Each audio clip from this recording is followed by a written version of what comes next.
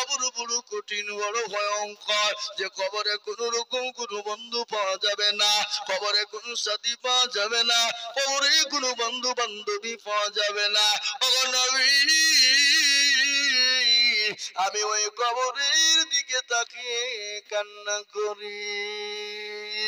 আল্লাহ নবী বলেন, খাদিজা তুমি কান্না করবা না, আমার আল্লাহ তোমার ওই কবরের ভিতরে আমার দুইজন বিবিকে পাহারাদার আল্লাহ দেবে। জোরে বলুন সুবহানাল্লাহ। দেখেন আল্লাহ হাজি সাহেব তিনি 200-300 টাকা দিয়ে চললাম, তুমি কবুল করো। মাশাআল্লাহ। ছিল এ বাপু কোষে মন্দির কত মনে পড়ে গেল, আহারে দরদের বাপ কাছে কবরেতে উদ্ধারিয়া নিও তুমি ছেলের দানেতে। এরকম ছেলে যদি রোগ হইতো, বাপের কথা ছেলের মনে পড়ে যেত।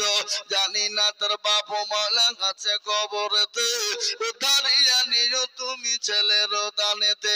এরকম ছেলের জন্য কিবা দোয়া করি, আল্লাহ তুমি দিও তাকে চতুর্দিক দিয়ে উন্নতি।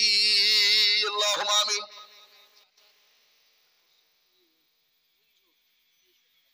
ওনারই চাচা মঞ্জুর 2300 টাকা, মানে মুন্না মঞ্জুর সাহেব কই 2300 কেন গো?